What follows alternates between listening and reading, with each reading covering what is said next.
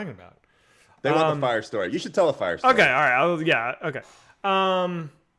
So I wish I could find. Wait, are you friends with my old Facebook profile? Are you on Facebook? Let me see. Because I'm locked out of that Facebook profile, but the photos of it are on my old profile. Anyway, so it was Christmas 2008, right? It was actually right before Miss March came out. It was like we'd finished making the movie, and we were gonna go tour and everything in the new year. But for Christmas, me and my girlfriend at the time, and her sister and her sister's boyfriend, we all went on vacation to Tobago, which is this island off the coast of Trinidad, which is an island off the coast of Venezuela. So it's like down there in the south. And we rented this house, and it was really cool. And on Christmas Day, everything is shut down. I think we'd gotten there like one day before, so we were gonna be there for like 10 days. So Christmas Day, everything's closed. We're like cruising around. No stores are open to sell us food or drink. It's like they take Christmas real serious down there.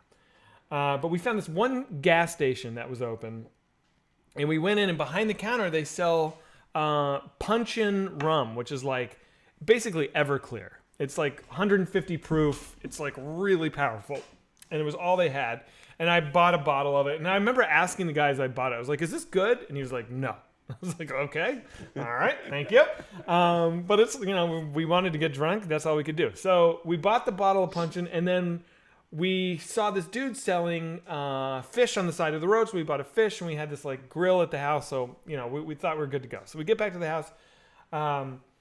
Mark is outside working with the grill. I'm sauteing the fish in the kitchen, and I look out on the porch, and he like can't get the grill to light. So I grab the bottle of rum. I pour some into the cap, pour the cap onto the coals, throw a match, fireball, it's okay. It's set. So, but we learned like this is like very flammable booze. So I'm back in the kitchen, and I'm sauteing the fish. I look out, and he's got the bottle, and he's going like making, throwing it, splashing it directly onto the flames, making fireballs, just like, whoo. And I go, stop, stop, stop. And I go running through the living room towards the porch. I'm like, stop. And as I'm running, he's kind of like walking in a circle around the grill doing this. And as I approach, he kind of reaches where he's aiming it towards me. And he goes like this. And the fire sucked up into the bottle, and it shot out like a flamethrower. And it hit me from like 7 feet away. But it hit me in the chest, and I went up in flames. So from my knees to the top of my head, I was like engulfed. And I went running back through the living room into the kitchen screaming. My girlfriend of 7 years at the time only knew it was me because of my height. That's how on fucking fire I was. I was like in Indiana Jones extra or some shit. So I threw myself on the ground, stop, drop, and roll, right? But it's a tile floor, so that like really doesn't fucking help. So I'm just like burning. Her sister grabbed one of those like big water jugs that was on top of the fridge, just turned it upside down, and like put me out. And I when the flames went out, I was steaming, and the skin of my hands was coming down in ribbons. My shirt had burned off. My track pants had burned like into my legs, so they were like plastic had melted into me. My face was like bubbling. I was fucked. I was just fucked. And I thought I was going to die. I was like, I don't know. Is this how I die? And like all of a sudden the door, I'm screaming. Everyone's standing over me like idiots. Like we don't know what to do. And the door kicks open, and this big, like black as night, bald man comes who I'd never seen, came rushing into the kitchen, scooped me up under his arms, and just like, we went like running out. He carried me out like a baby, threw me in the backseat of his car, got in the front, and just like we took off. He was a Canadian tourist who was staying at the house next door to us, heard me screaming, and just like ran over and was just like, I'm going to help this dude. He just like took control. Oh, this guy's like my hero forever. Do you still keep up with him? No. But we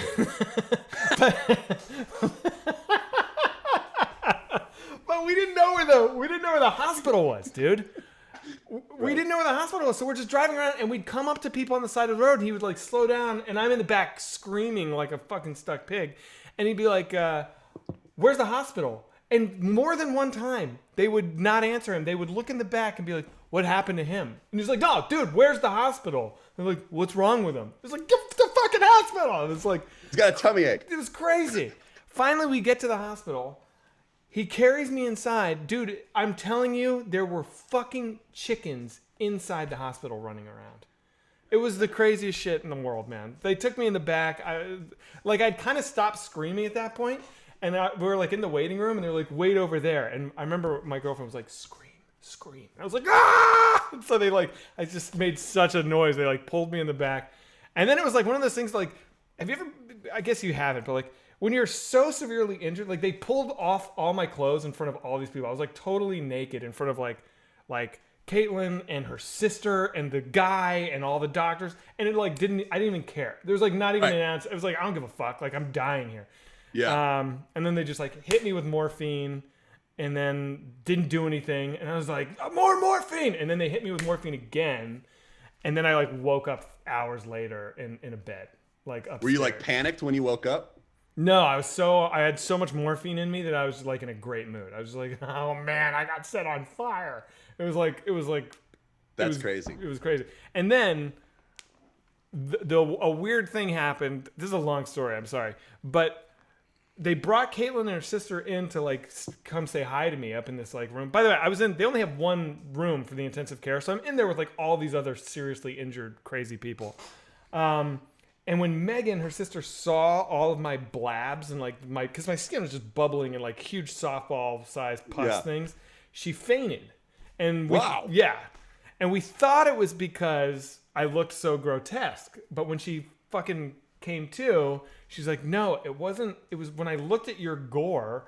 She's like, I remembered something I'd forgotten. I think I talked about this before. She's like, I remembered something I had completely blocked out of my memory.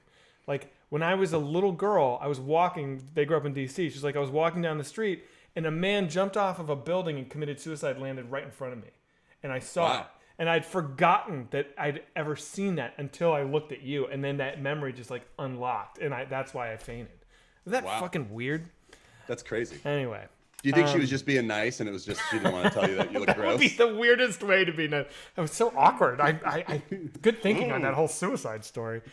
So when you're screaming, are you just screaming unintelligible, or are you like? I was screaming unintelligible a lot, and then I remember Caitlin was in the back seat with me as we were going to the hospital. I remember being like, "Am I gonna die? Am I gonna die?" And she was like, "No, you're not gonna die." But my face was so burned. I was like, "Am I gonna be like disfigured? Will I ever work like again?" I did ask that, and I remember that she was like, "I don't think so." Wow. Yeah, that's not great. And so you'd rather do that than make Miss March 2. Oh my God. Yeah. Someone says, what happened to the guy that set you on fire? What was his? Oh, well, before I went out from the morphine, I'm actually proud of myself for this. I was like, get Mark in here. He was in the lobby. I was like, get Mark back here. So Mark came back and I was like, dude, it's okay. Like, don't beat yourself up for this. Like, this was a stupid mistake that had crazy consequences. And we're cool. I love Mark. He's awesome. Like It's very nice. Yeah, he was gonna fucking. He was like crying. He was so upset. I felt bad. I think I would have let him sit with it for a while. Well, yeah. So he says, do you have scars? So I have 3rd degree on my stomach. So I have scars here. It kind of looks like oatmeal. And everywhere else is 2nd degree. So 2nd degree, if you take care of it, can heal. Totally fine. So I'm good. But if you saw my hands, I look like Freddy Krueger. Like it was crazy. You wouldn't believe it. That's insane. Yeah. All right. Done.